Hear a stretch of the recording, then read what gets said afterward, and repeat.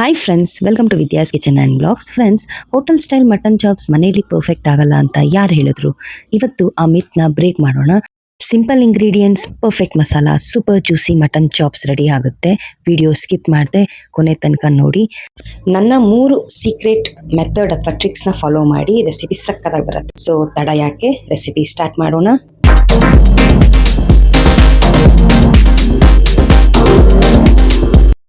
Friends, ಫಸ್ಟಿಗೆ ನಾನಿಲ್ಲಿ cooker PAN ಇಟ್ಕೊಂಡಿದ್ದೀನಿ. ಅದಕ್ಕಾದ ನಂತರ 1 ಟೇಬಲ್ ಸ್ಪೂನಷ್ಟು ಎಣ್ಣೆ ಹಾಕ್ತಾ ಇದ್ದೀನಿ. ಸ್ಟಾರ್ಟಿಂಗಲ್ಲಿ ಒಂದು ಚಿಕ್ಕ ಈರುಳ್ಳಿ ಈ ಥರ ಸಣ್ಣದಾಗಿ ಹಚ್ಚಿಟ್ಕೊಂಡು ಹಾಕೋತಾ ಇದ್ದೀನಿ. ಕಂಪ್ಲೀಟಾಗಿ ಈರುಳ್ಳಿ ಟ್ರಾನ್ಸ್ಪರೆಂಟ್ ಆಗೋವರೆಗೂ ನಾವು ಫ್ರೈ ಮಾಡ್ಕೊಬೇಕು. ಆ್ಯಕ್ಚುಲಿ ಈರುಳ್ಳಿ ನಾವು ಮಸಾಲೆಗೂ ರುಬ್ಕೊಳ್ಳೋದ್ರಿಂದ ಇಲ್ಲಿ ಒಂದು ಚಿಕ್ಕ ಈರುಳ್ಳಿ ಹಚ್ಚಾಕಿದ್ರೆ ಸಾಕು. ಈಗ ನಾನು 1 kg ಮಟನ್ ಹಾಕ್ತಾ ಇದ್ದೀನಿ.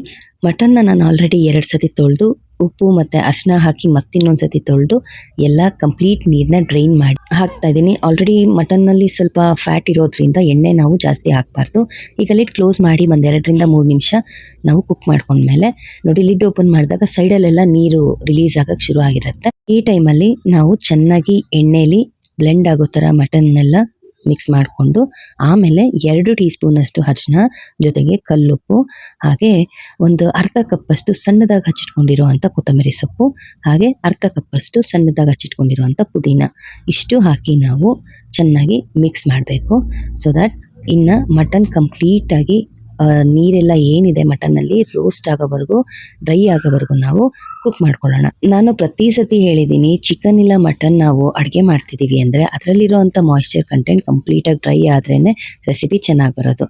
ಮಟನ್ ಕಂಪ್ಲೀಟಾಗಿ ರೆಡಿ ಆಗೋ ಅಷ್ಟೊತ್ತಿಗೆ ನಾವಿಲ್ಲಿ ಮಸಾಲ ರೆಡಿ ಮಾಡ್ಕೊಳ್ಳೋಣ. ಫಸ್ಟ್ ಒಂದು ಕಡಾಯಿ ಇಟ್ಕೊಂಡು 1 ಟೇಬಲ್ ಸ್ಪೂನಷ್ಟು ಎಣ್ಣೆ, 2 ಕಂಪ್ಲೀಟ್ ಹೋಲ್ ಬೆಳ್ಳುಳ್ಳಿ ಹಾಕ್ತಾ ಇದ್ದೀನಿ, ಅರ್ಧ ಸಿಪ್ಪೆ ಬಿಡಿಸಿ, ಜೊತೆಗೆ ಒಂದು 2 3 ಇಂಚಷ್ಟು ನಾನು ಶುಂಠಿ ಹಾಕ್ತಾ ಇದ್ದೀನಿ. ಈಗ ಇದನ್ನೆಲ್ಲ ನಾವು ಹಸಿ ವಾಸನೆ ಹೋಗೋವರೆಗೂ ಫ್ರೈ ಮಾಡ್ಕೊಬೇಕು. ಫ್ಲೇಮು ಲೋ ಟು ಮೀಡಿಯಮ್ ಇರಲಿ. ಈಗ ಕಂಪ್ಲೀಟ್ ಹಸಿ ವಾಸನೆ ಹೋದ್ಮೇಲೆ ಒಂದು 6 7 ಹಸಿಮೆಣ್ಸಿನ್ಕಾಯಿ ಹಾಕ್ತಾ ಇದ್ದೀನಿ. ಖಾರ ನೋಡ್ಕೊಳ್ಳಿ, ತುಂಬ ಸ್ಪೈಸಿ ಬೇಡ ಅಂದರೆ ನೀವಿನ್ನು ಹಸಿಮೆಣ್ಸಿನ್ಕಾಯಿ ಕಡಿಮೆ ಮಾಡ್ಕೊಳ್ಳಿ. ಇದನ್ನು 1 ನಿಮಿಷ ಸಾಟೆ ಮಾಡಿದ್ಮೇಲೆ ನಾನಿಲ್ಲಿ ಪೆಪ್ಪರ್ ಕಾರ್ನ್ಸ್, ಮೆಣಸು 2 3 ಟೇಬಲ್ ಸ್ಪೂನ್, ಏಲಕ್ಕಿ 3 ಮತ್ತು ಚಕ್ಕೆ 2 ಇಂಚು, ಲವಂಗ 2 3, ಹಾಗೆ ಧನಿಯಾ ಕಾಳುಗಳು ಹಾಕ್ತಾ ಇದ್ದೀನಿ 2 ಟೇಬಲ್ ಸ್ಪೂನಷ್ಟು. ಸೊ ಇದು ನಮ್ಮ ಬೇಸ್ ಮಸಾಲೆ ಆಗಿರುತ್ತೆ. ಸೊ ಈ ಸೀಕ್ರೆಟ್ ಇಂಗ್ರೀಡಿಯೆಂಟ್ ಅಥವಾ ಈ ಸೀಕ್ರೆಟ್ ಮೆಥಡ್ ಮಾಡಿದ್ರೆ ನಿಮ್ಮ ಮಟನ್ ಚಾಪ್ಸ್ ಏನಿದೆ ಸಕ್ಕದಾಗಿ ರೆಸ್ಟೋರೆಂಟ್ ಸ್ಟೈಲ್ ಅಥವಾ ಡಾಬಾ ಸ್ಟೈಲಲ್ಲಿ ಬರುತ್ತೆ. ಇವಾಗ ಇಷ್ಟು ಇಂಗ್ರೀಡಿಯೆಂಟ್ಸ್ನ ನಾನು ಎಣ್ಣೆಗೆ ಆ್ಯಡ್ ಮಾಡಿಕೊಂಡು ಒಂದು 2 3 ನಿಮಿಷ ಹಸಿ ವಾಸನೆ ಹೋಗೋವರೆಗೂ ಫ್ರೈ ಮಾಡ್ಕೋತೀನಿ. ಹಾಗೆ ಈ ಧನಿಯಾ ಕಾಳುಗಳು ಸ್ವಲ್ಪ ಕಲರ್ ಚೇಂಜ್ ಆದಮೇಲೆ ನಾನು 2 ಈರುಳ್ಳಿ ಈ ಥರ ಸಣ್ಣದಾಗಿ ಉದ್ದು ಹಚ್ಕೊಂಡಿರೋದನ್ನು ಹಾಕ್ತಾ ಇದ್ದೀನಿ. ಈರುಳ್ಳಿನ ಟ್ರಾನ್ಸ್ಪರೆಂಟ್ ಆಗೋವರೆಗೂ ನಾವು ಫ್ರೈ ಮಾಡ್ಕೋಬೇಕು. ಸೊ ಮೀಡಿಯಮ್ ಫ್ಲೇಮ್ ಇಟ್ಕೊಂಡಿರಿ, ಇಲ್ಲಾಂದರೆ ಸೀದ್ಬಿಡುತ್ತೆ. ಈಗ 2 ಟೊಮೆಟೊನ ಈ ಥರ ಸಣ್ಣದಾಗಿ ಹಚ್ಚಿಟ್ಕೊಂಡು ಹಾಕ್ಕೋತಾ ಇದ್ದೀನಿ. ಇದನ್ನು ಅಷ್ಟೇ ತುಂಬ ಸಾಫ್ಟಾಗಿ ತುಂಬ ಸ್ಮ್ಯಾಶ್ ಮಾಡೋ ಅಷ್ಟುವರೆಗೂ ನಾವು ಫ್ರೈ ಮಾಡ್ಕೋಬೇಕು. ಆಗ ತುಂಬ ಚೆನ್ನಾಗಿ ಮಸಾಲ ರೆಡಿ ಆಗುತ್ತೆ. ಈಗ ಇದಕ್ಕೆ 1 ಕಪ್ಪಷ್ಟು ಕೊತ್ತಂಬರಿ ಸೊಪ್ಪು, ಹಾಗೆ 1 ಕಪ್ಪಷ್ಟು ಪುದೀನ ಹಾಕ್ಕೊಂಡು ಚೆನ್ನಾಗಿ ಫ್ರೈ ಮಾಡ್ಕೋಬೇಕು. ಒಂದು 5 6 ನಿಮಿಷ ಈ ಥರ ಎಲ್ಲ ಇಂಗ್ರೀಡಿಯೆಂಟ್ಸ್ನು ಜೊತೆಗೆ ಸೊಪ್ಪುಗಳು ಮಿಕ್ಸ್ ಮಾಡಿಕೊಂಡು ಫ್ರೈ ಮಾಡ್ಕೊಳ್ಳೋಣ. ಆಗ ಎಲ್ಲ ಇಂಗ್ರೀಡಿಯೆಂಟ್ಸ್ ಏನು ಹಾಕಿದ್ದೀವಿ ಈವನ್ ಆಗಿ ಫ್ರೈ ಆಗುತ್ತೆ. ಈಗ 1 ಟೇಬಲ್ ಸ್ಪೂನಷ್ಟು ಕಡಲೆ, ಹಾಗೆ 2 ಟೀ ಸ್ಪೂನಷ್ಟು ಗಸಗಸೆ ಹಾಕೋಬೇಕು. ಯಾವಾಗೂ ಅಷ್ಟೇ ಕಡಲೆ ಆದಷ್ಟು ಕಡಿಮೆ ಹಾಕ್ಕೊಳ್ಳಿ, ಸ್ವಲ್ಪ ಜಾಸ್ತಿ ಆದ್ರೂ ಗ್ರೇವಿದು ಕನ್ಸಿಸ್ಟೆನ್ಸಿ ತುಂಬ ಗಟ್ಟಿಯಾಗಿಬಿಡುತ್ತೆ. ಇದಾದಮೇಲೆ 1 ಕಪ್ಪಷ್ಟು ನಾನು ಕಾಯಿ ತುರಿ ಹಾಕೋತಾ ಇದ್ದೀನಿ. ಈಗ ಇದನ್ನೆಲ್ಲ ಮಿಕ್ಸ್ ಮಾಡಿಕೊಂಡು ಒಂದು 3 4 ನಿಮಿಷ ಲೋ ಫ್ಲೇಮಲ್ಲಿ ಫ್ರೈ ಮಾಡ್ಕೊಬೇಕು. ಯಾವಾಗೂ ಅಷ್ಟೇ ಫ್ಲೇಮ್ನ ನೋಡ್ಕೊಳ್ಳಿ, ಸ್ವಲ್ಪ ಜಾಸ್ತಿ ಆಗಿದ್ರೂ ಎಲ್ಲ ಮಸಾಲ ತಳ ಸೀದ್ಬಿಟ್ರೆ ಇಡೀ ರೆಸಿಪಿ ಹಾಳಾಗಿ ಹೋಗ್ಬಿಡುತ್ತೆ. ಹಾಗಾಗಿ ಫ್ಲೇಮ್ನ ಮೀಡಿಯಮ್ ಟು ಲೋ ಇಟ್ಕೊಂಡು ಅಥವಾ ಕಂಪ್ಲೀಟ್ ಲೋ ಇಟ್ಕೊಂಡು ನಿಧಾನಕ್ಕೆ ಮಸಾಲ ರೆಡಿ ಮಾಡ್ಕೊಳ್ಳಿ.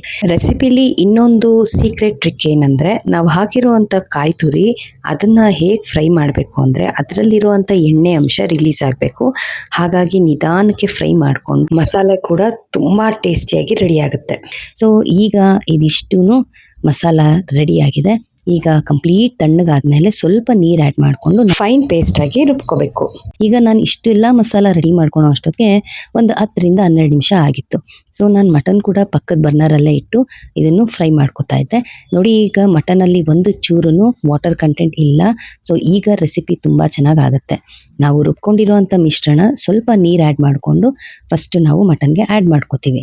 ಈಗ ಮಟನನ್ನು ಚೆನ್ನಾಗಿ ಮಿಕ್ಸ್ ಮಾಡ್ಕೊಬೇಕು. ಸೊ ದಟ್ ನಾವು ಮಾಡಿರೋವಂಥ ಮಸಾಲಾಗೆ ಮಟನ್ ಕಂಪ್ಲೀಟಾಗಿ ಬ್ಲೆಂಡ್ ಆಗಬೇಕು. ಒಂದು 2 ನಿಮಿಷ ಒಂದು ಕುದಿ ಬರೋವರೆಗೂ ನಾವು ಕುಕ್ ಮಾಡ್ಕೊಬೇಕು. ಮತ್ತು ಚೆನ್ನಾಗಿ ಮಿಕ್ಸ್ ಮಾಡಿ 2 ಕಪ್ಪಷ್ಟು ಬಿಸಿ ನೀರು ಹಾಕ್ಕೋಬೇಕು. ಯಾವಾಗೂ ಅಷ್ಟೇ ತಣ್ಣೀರು ಹಾಕ್ಕೊಂಡ್ರೆ ಮಟನ್ನು ಸರಿಯಾಗಿ ಒಂದೊಂದು ಸತಿ ಬೇಯಲ್ಲ. ಈವನ್ ಆಗಿ ಕುಕ್ ಮಾಡ್ಕೋಬೇಕು ಅಂದರೆ ಇದು ಒಂದು ಸೀಕ್ರೆಟ್ ಟಿಪ್ ನಿಮಗೆ. ಬಿಸಿ ನೀರೇ ಹಾಕ್ಕೊಳ್ಳಿ.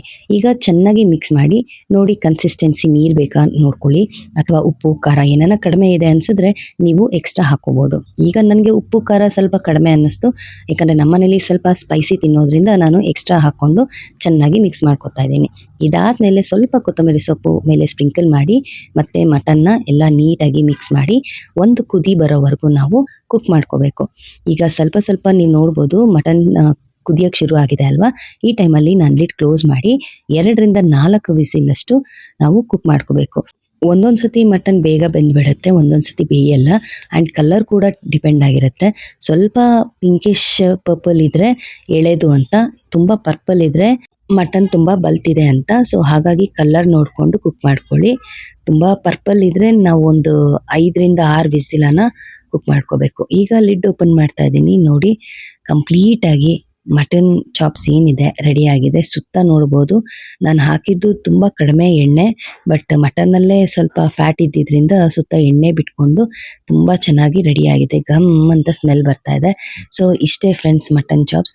ಯಾವಾಗೂ ಒಂದೇ ರೀತಿಯಾದ ಮಟನ್ ಚಾಪ್ಸ್ ಮಾಡೋ ಬದಲು ಈ ಥರ ಹೊಸದಾಗಿ ಒಂದು ಸತಿ ಟ್ರೈ ಮಾಡಿ. ನನ್ನ ಸೀಕ್ರೆಟ್ ಟ್ರಿಕ್ಸ್ ಯೂಸ್ ಮಾಡಿಕೊಂಡು ಒಂದು ನಾವು ಮಟನ್ ಗ್ರೇವಿ ಅಥವಾ ಕರಿ ಕನ್ಸಿಸ್ಟೆನ್ಸಿ ತಂದಾಗ ಬಿಸಿನೀರು ಹಾಕೋಬೇಕು. ಹಾಗೆ ನಾವು ಮಸಾಲ ಏನು ಹುರ್ಕೋತೀವಿ ಅದು ಕಂಪ್ಲೀಟಾಗಿ ಲೋ ಫ್ಲೇಮಲ್ಲೇ ಉಟ್ಕೊಬೇಕು. ಹಾಗೆ ಇನ್ನೊಂದು ಸೀಕ್ರೆಟ್ ಏನು ಅಂದರೆ, ತೆಂಗಿನಕಾಯಿ ನಾವು ಏನು ಹಾಕಿರ್ತೀವಿ ಅದರಲ್ಲಿ ಎಣ್ಣೆ ಅಂಶ ರಿಲೀಸ್ ಆಗೋವರೆಗೂ ನಾವು ಫ್ರೈ ಮಾಡ್ಕೊಬೇಕು. ಈ 3 ಟಿಪ್ಸ್ ನೀವು ಫಾಲೋ ಮಾಡಿ ಮಟನ್ ಚಾಪ್ ಸೂಪರಾಗಿ ಟೇಸ್ಟಿಯಾಗಿ ರೆಡಿ ಆಗುತ್ತೆ. ಆ್ಯಂಡ್ ಇದನ್ನು ನಾವು ಚಪಾತಿ, ದೋಸೆ ಅಥವಾ ಮುದ್ದೆ, ಅನ್ನ ಎಲ್ಲದಕ್ಕೂ ಸರ್ವ್ ಮಾಡ್ಬೋದು. ಮನೇಲಿರೋರೆಲ್ಲ ತುಂಬ ಎಂಜಾಯ್ ಮಾಡಿಕೊಂಡು ಇಷ್ಟಪಟ್ಟು ತಿಂತಾರೆ. ಸೊ ಸಂಡೇಸ್ ಈ ರೆಸಿಪಿ ಟ್ರೈ ಮಾಡಿ, ಕಾಂಪ್ಲಿಮೆಂಟ್ಸ್ ಸುರಿಮಳೆ ನಿಮಗೆ ಸಿಗುತ್ತೆ.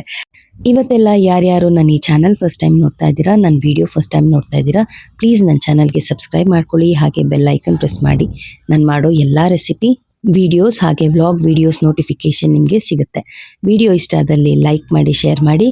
Thanks for watching.